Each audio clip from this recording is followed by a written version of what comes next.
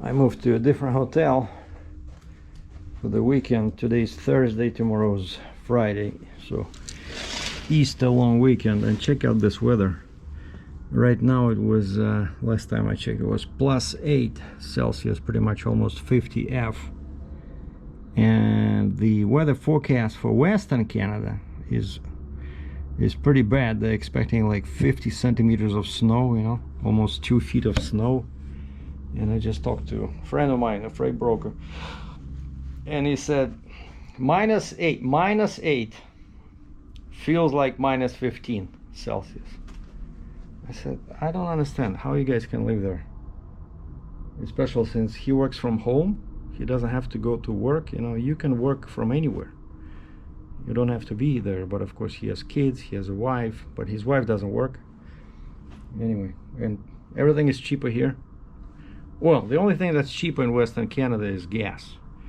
Gas and diesel are cheaper. Booze, more expensive. Don't know about drugs, you know, like medical drugs. I don't know. I like Ontario better. And we're closer to US. Like I'm only 100 miles away from Buffalo, and I'm 2 hours away from Port Huron if I want to go, you know, do some shopping or something in my car. Anyway, speaking about the car, picked up the car yesterday, right? No, I went in at 8 o'clock first thing, because they told me even on the night before I can pick it up. So I walked from my hotel 20 minutes, probably 2 kilometers, 1.5 miles, and of course it's not ready. The guy says I'm still working on the harness, because he had to rewire a harness, make it longer. He says, give me half an hour. So I went to a McDonald's nearby, had some coffee. I call him at 10 o'clock. They said, yeah, it was ready. And then he went for a test drive and he heard some noise in the back. And so they put it back on the hoist, and they found out that in the very back, on the catback exhaust, you know, those active exhaust valves, and on the left side it's okay, but on the right side it was touching the frame, that like big disc, you know, like on the active exhaust thing, and you cannot twist it because it's welded.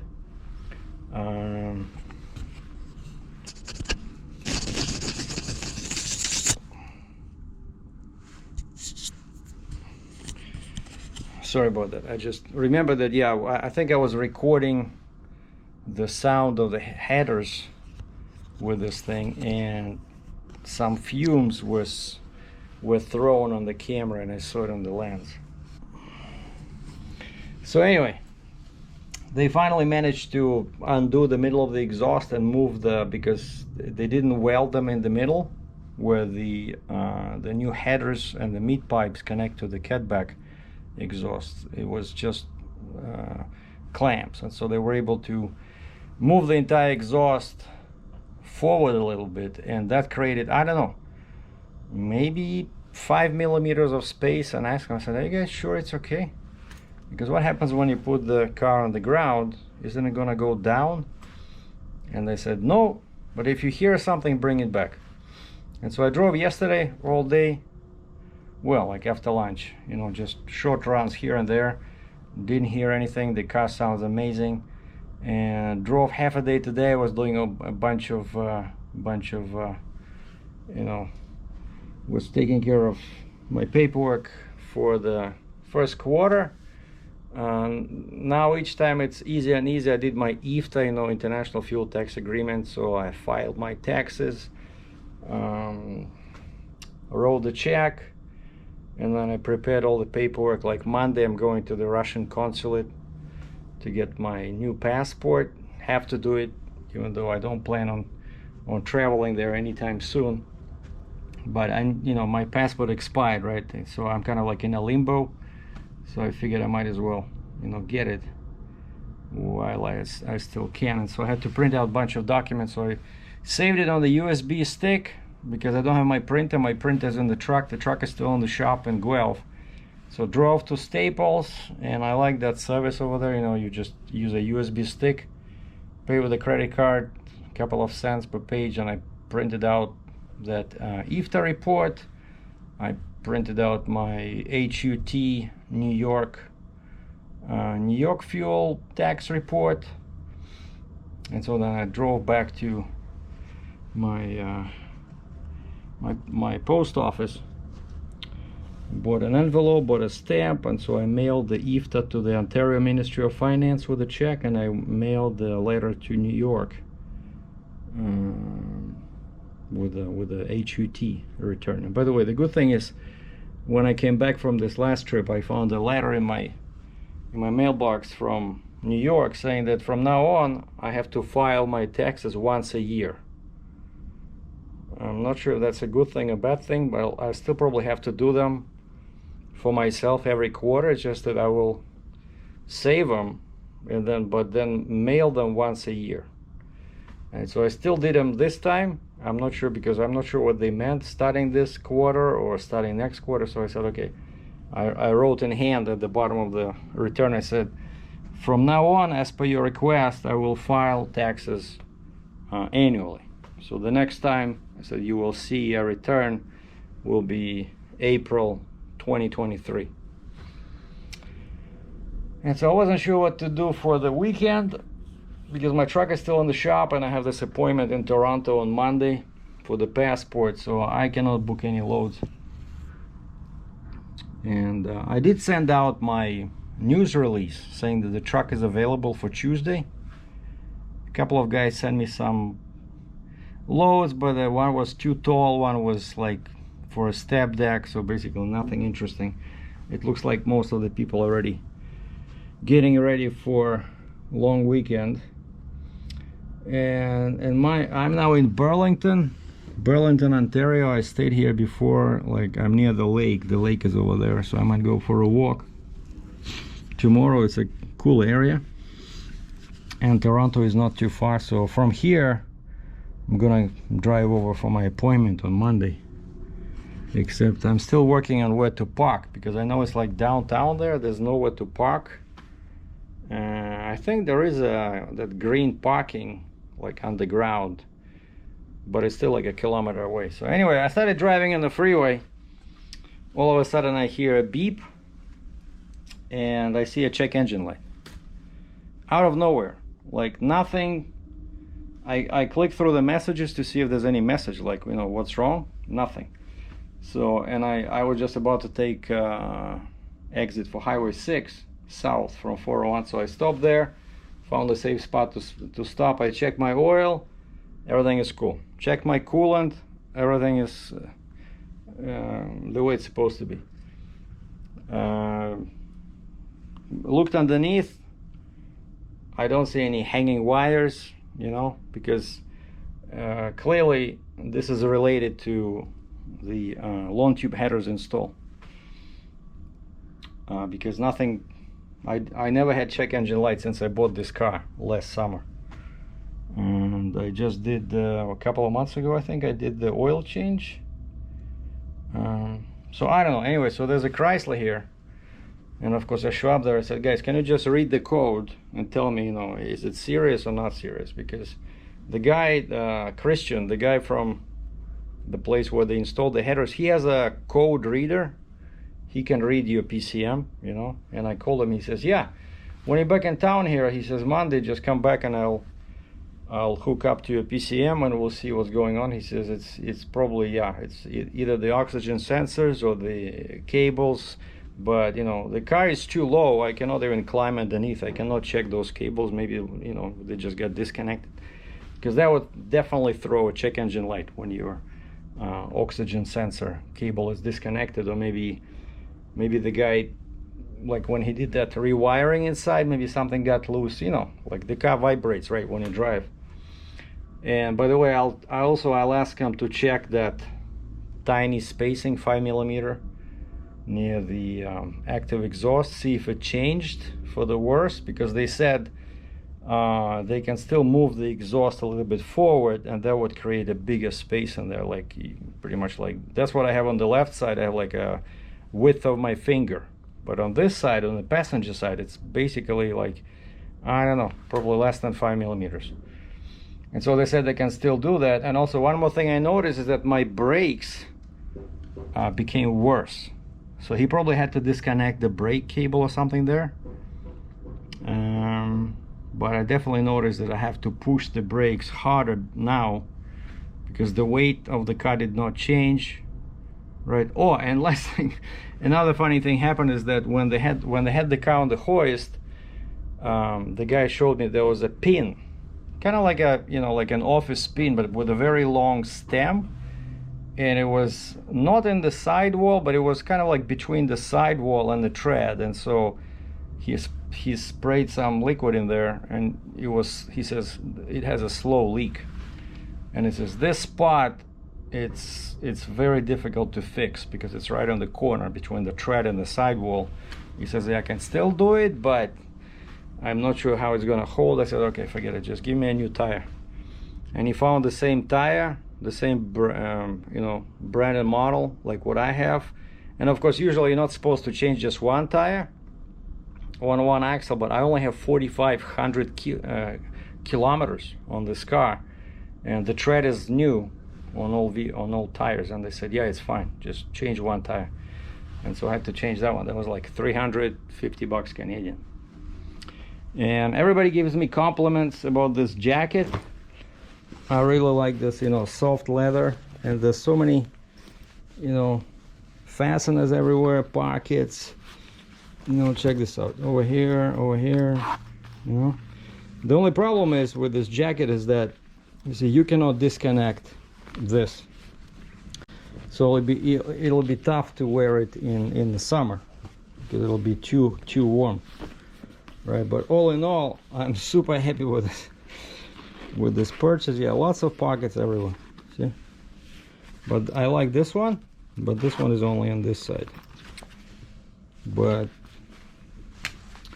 so super nice German, really genuine jacket. Oh, and when I called an Uber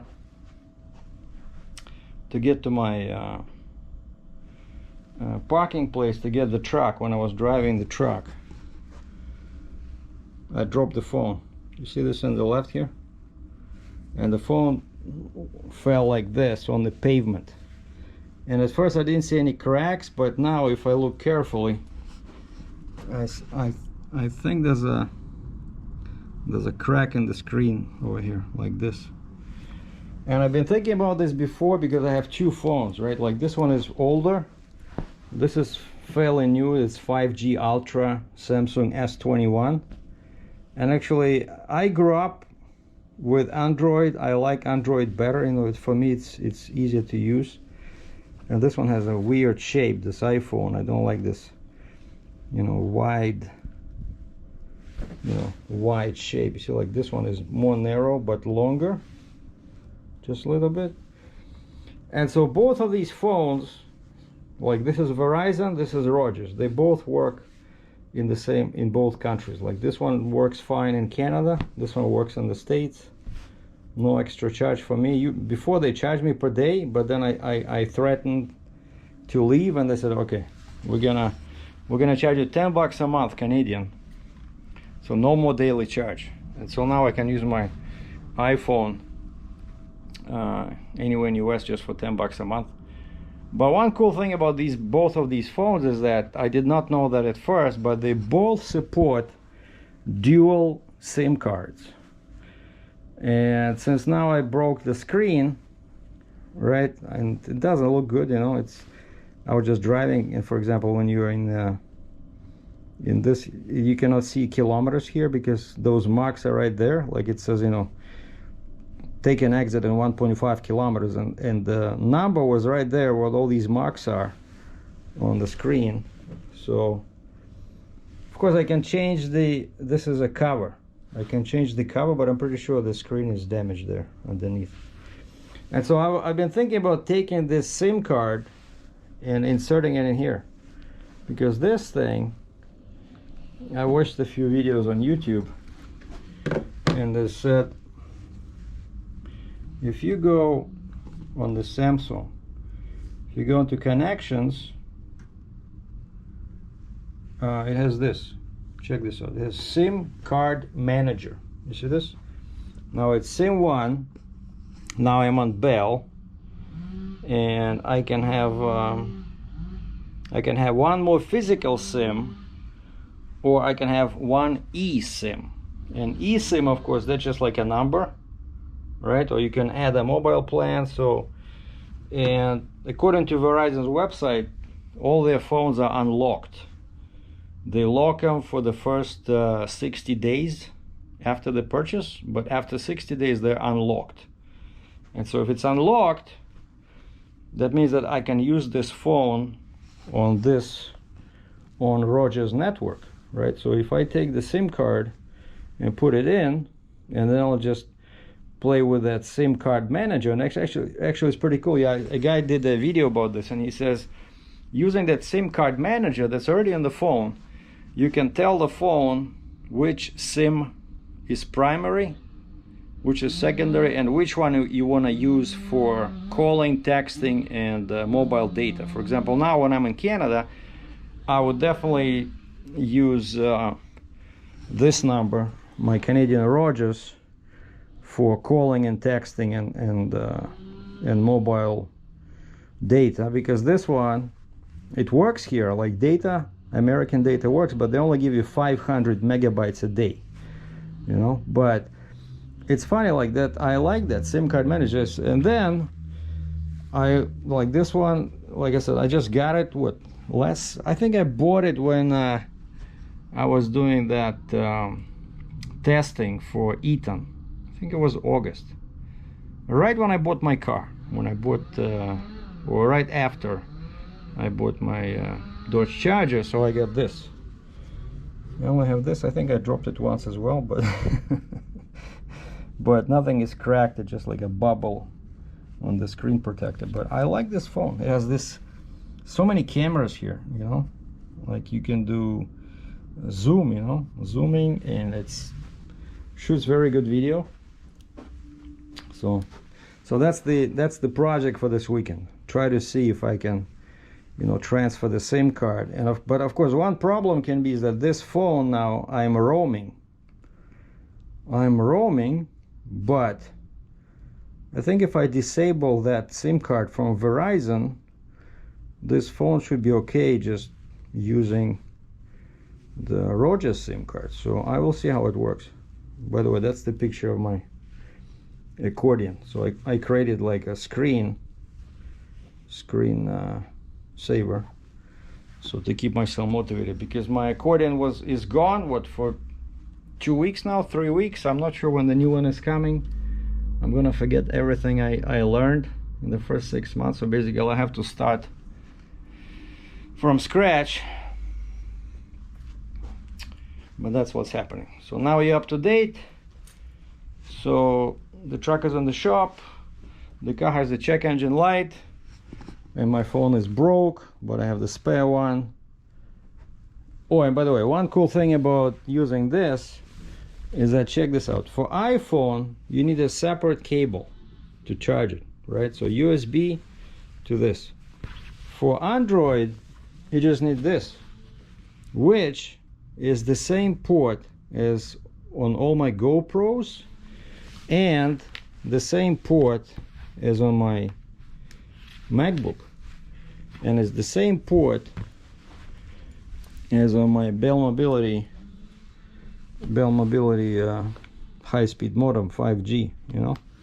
So it's like then I can just throw away this cable when I don't have the iPhone, you know. I just, yeah, like this one. See, like this one, USB-C to USB-C. This is my primary cable when I need to transfer from GoPro to the computer. See, and this is the same port, so I like it. The only problem with this Android phone is that they only give you this port for audio, and so you have to use this. See, like for your headphones, you have to plug it in there, and then you plug in your headphones in this. They don't give you a regular audio plug, so you still need to carry a separate cable. Whereas on the iPhone, of course, you need separate iPhone connector there, but it just plugs in directly in there, right? But this one you have to use this. So, but it's still better. Carrying this is still easier than carrying this extra humongous cable I have here, you know. So anyway, happy Easter everybody, happy long weekend. I hope the weather in your area is as good as what I have here. So no snow, but Western Canada expecting the worst storm in decades. Unbelievable. Ciao.